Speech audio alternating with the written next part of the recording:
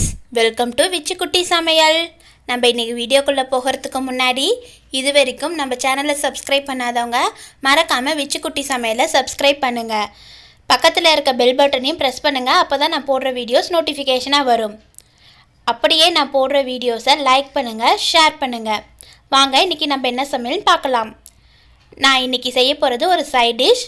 ரொம்ப டேஸ்டியான வாழைக்காய் ஃப்ரை தான். இது ரொம்ப சுலபமாக செய்யக்கூடியது. இது எப்படி செய்யலான்னு பார்க்கலாம். அதுக்கு நம்ம இன்றைக்கி ஒரு வாழைக்காவை எடுத்துக்கலாம்.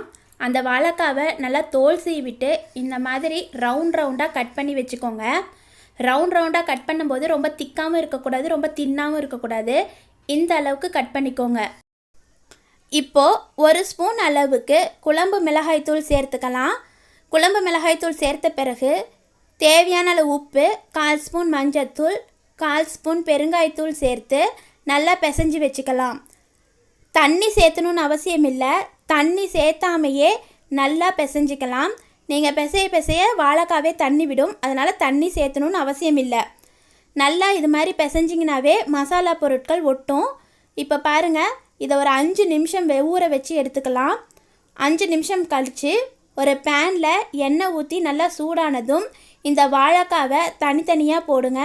ஒட்டுக்கா போட்டிங்கன்னா மசாலாலாம் ஒட்டிக்கிற மாதிரி இருக்கும். அதனால் தனித்தனியாக போட்டு பொரித்து எடுத்துக்கலாம். வாழைக்காவை சேர்த்த உடனே கிளறாமல் ஒரு 5 நிமிஷம் கழித்து மறுபக்கமாக திருப்பி விடுங்க. மறுபக்கம் திருப்புறதுக்கு ஒரு கத்தியோ இல்லை ஸ்பூனோ கொண்டு திருப்பி விடுங்க.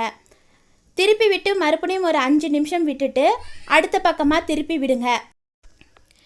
இப்போ பாருங்கள் ஃப்ரெண்ட்ஸ், வாழைக்காய் நல்லா வெந்திருக்கு. இப்போ இதை எடுத்து சர்விங் பிளேட்டுக்கு நம்ம மாற்றிக்கலாம். பாருங்கள் ஃப்ரெண்ட்ஸ், நம்ம யம்மி டேஸ்டி வாழைக்காய் ஃப்ரை தயாராகிடுச்சு.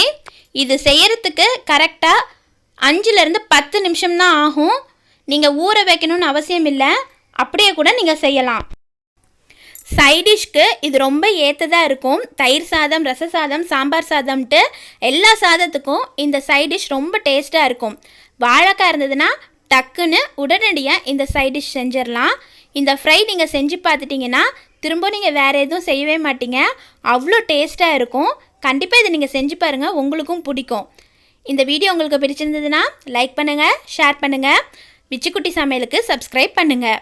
பக்கத்தில் இருக்க பெல் பட்டனை மறக்காமல் ப்ரெஸ் பண்ணுங்கள். அப்போ தான் நான் போடுற வீடியோஸ் நோட்டிஃபிகேஷனாக வரும். Thank you friends.